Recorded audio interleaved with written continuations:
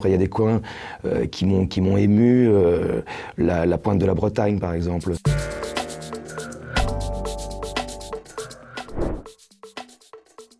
Je suis né à Thiais dans le 94, dans le Val-de-Marne. J'ai passé mon enfance dans l'Essonne, dans le 91, dans un village même qui s'appelle Saint-Try-sur-Seine, à côté de Corbeil, Évry, dans ce coin-là où j'ai passé toute mon enfance et toute ma scolarité. Donc je pense qu'on peut dire officiellement que je suis un banlieusard.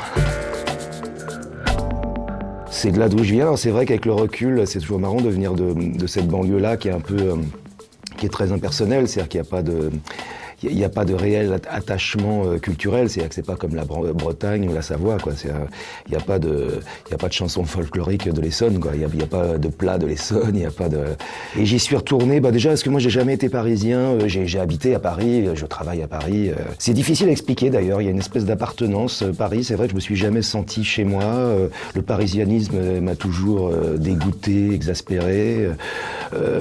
J'ai pas ce culte de Paris comme certains l'ont. On allait à la montagne, dans les Alpes de Haute-Provence, quasiment tout le temps, avec mes parents, quand on partait en vacances. Voilà, maintenant, l'endroit de vacances, c'est ma patrie d'adoption, le Luberon, où nous passons en famille nos vacances, en famille, en copains d'ailleurs. Donc l'endroit de vacances, mais qui n'est pas qu'un endroit de vacances d'ailleurs pour moi, le Luberon, parce que j'y travaille beaucoup, j'ai travaillé l'album, on s'est confiné là-bas, enfin, ça devient vraiment ma deuxième maison. Beaucoup ne connaissent pas en fait, c'est une partie de la Provence qui est très connue par certains, bon, qui a un côté un peu chic, mais pas uniquement. C'est un côté très authentique, le Luberon, je recommande ça à tout le monde. Après il y a des coins qui m'ont ému, la pointe de la Bretagne par exemple. J'en ai un souvenir très impressionné des éléments, quoi, des rochers, etc. Le côté romantique, ça m'a vraiment marqué. Les châteaux de la Loire, j'ai une passion pour les châteaux de la Loire, ça fait 2-3 fois que je les visite et les revisite, aux grandes dames de mes gosses d'ailleurs. Bon, ils sont très malheureux, mais au moins ils connaissent les châteaux de la Loire. Et ça, j'adore ce coin-là, toute la vallée de la Loire.